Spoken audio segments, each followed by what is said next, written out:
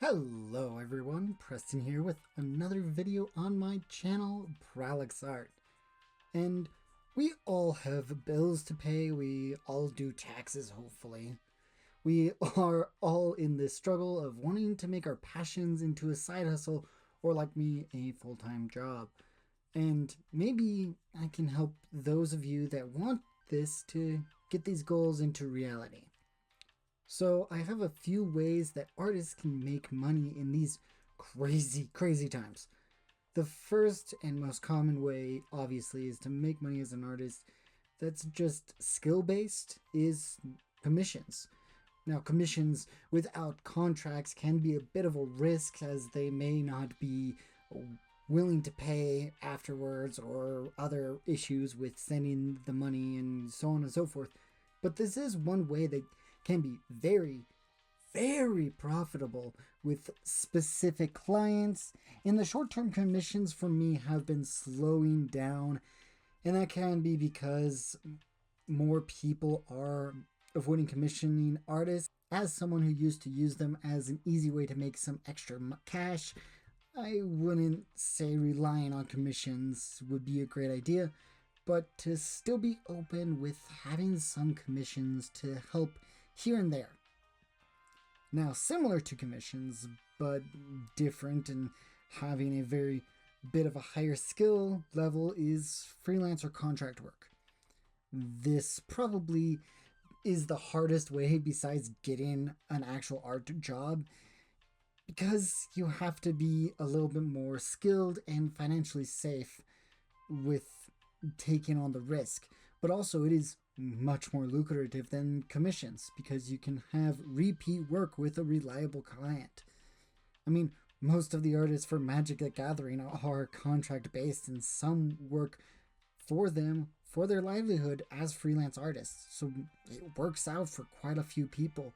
And I would recommend this. If you can do this over commissions, I would recommend it highly, because it is a full-time gig. Besides these two, work for someone else, getting into a normal job 9 to 5 art careers in other ways, such as graphic design or even animation or game development in different companies, or any others that might be out there. This is the dream for many of us artists, so I'm not going to go too much into this, but it's an easy way to get some cash if you can get in and get your foot through the door. How do we make money as artists that aren't reliant on contracts or schedules, with a bit more freedom outside of the 9 to 5 grind? Well, these ways are conventions or online storefronts. These two different ways are a great way to help with making money as an artist, as well as getting your name out there. Though these are two very different ways to make money, you're still doing it in the same general sense. They both need some form of prior investment, unlike the job work that you would do before. You'd have to start up with obviously making art that fits the niche that you want to sell for, whether it's original art, illustrations, fan art, or more. The cool thing about this is that once you make these different art pieces, you can literally make them into as many different physical medias, digital medias that can help you with your sales. You can make them into art prints or multiple sizes like postcards or full-on 11 by 17, stickers, bookmarks, acrylic charms, playmats, and so much more. I probably don't even have a full list of all the stuff you can make your art into once you make it. And that's the cool thing about being an artist, is you can do that. The only difference between these is figuring out if you are going to make them yourself or go through a manufacturer. As an artist like me who has limited space to live in and time, it depends on which path I'm going to go for with those. Though with making physical media yourself, you have to do loads of prior investments with printers, ink, paper, laminates, fabric, sewing. There's so many things depending on what you want to do. You can even get a 3D printer or with a resin printer to make your acrylic charms. There's different ways to work about this. If you do it this way, you can have an independence of and availability to test out new designs.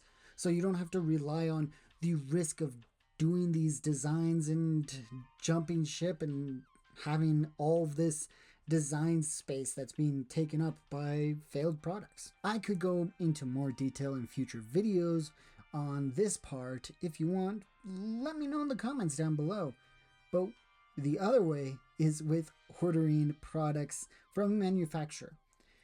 You don't have to have initial investments of equipment, but you have to take the risk of ordering in bulk so it's affordable and able to help you out with that. Though it does have the risk of taking up space and not being as sellable as you would want. Though I'll give a quick non-sponsored recommendation for some great platforms to help out with, maybe some stickers with Sticker App or acrylic charms from Rogue Race. These are great companies that I've done that have a very, very fast track record for these small ticket items that can make it so the processing to getting to my doorstep is super quick. I maybe wait after I'm ordered is maybe a week or two to get my product. So it's great for speed and reliability. For prints though, I do have experience with a local print shop. I don't want to overload them, so if you want to do prints, check out your local print shops, and they might have some deals for bulk orders or ways for you to get that without buying the equipment yourself. After you get all this physical media, it's now time to sell at conventions or an online storefront. For conventions, you have to apply, and then if you get accepted, pay. And then you have to decide how you want your booth to look like and present your art. Though this can add up to a higher upfront cost, sometimes it can be very, very worth it because of the sales that can be done at a convention. I have a full thing about conventions that I do want to talk about later, but for the most part, the sales for conventions should be able to get your money back from most of the conventions at you booth at, and then some so that you can get back home. I do plan to give my full explanation for my experiences as an artist in Artist Alley later because of all of the crazy stuff that's happened. But with online sales, first you gotta choose the platform to sell on. I personally sell on Etsy as its setup is easy and very fast. I used to do Shopify and that worked, but there wasn't much traffic to it. There are still things I am learning about Etsy, but for me, stickers do great on there. All you have to do is make a good presentation photo for your product, quick description, and you're on your way to start selling.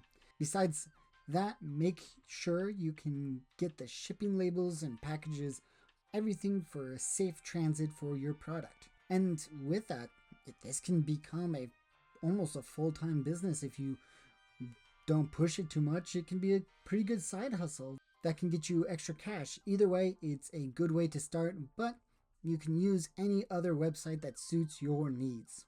Speaking of online sales, my Etsy, by the time this video is posted, has some new playmats and soon to be prints that you can check out with my link down below.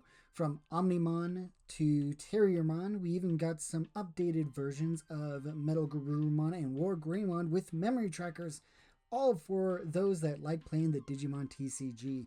I do plan to also add soon the Yu-Gi-Oh! And Sephiroth playmats, so if you want to check out and support a local artist here on YouTube, you can check that down below. Honestly, I really like how these look, and they are so cool.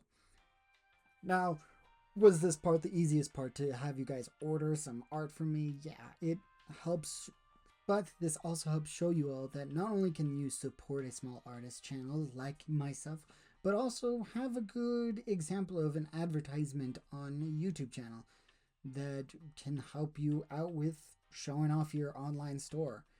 You can't just rely on Etsy's algorithm to push your product, but to also announce and talk about your product. You have to talk about your product so people know that it exists, as a very, very well-known TikTok video and audio says. Do I personally think you should order something from my store? Yes, because it will help. I love seeing people use or have stuff I made as an artist. It's part of one of the reasons why I've become an artist, is to see my art and see what I've created be used. But for you and your own work and making money, if you want to sell your art, you have to talk and show people about your products so that they can buy them. But these are the easy ways as an artist to make money. For each of these, there are pros and cons to doing them, and I hope I made these as clear as I could in this video. If you like this video, please like and subscribe. If you have another way to make money as an artist, please let me know in the comments down below. I love sharing knowledge, and I would love to see your guys' comments. If you want to see anything else or other information on this channel, please let me know in the comments down below as well. Other than that, please check out my links, and I will see you guys again later. Bye!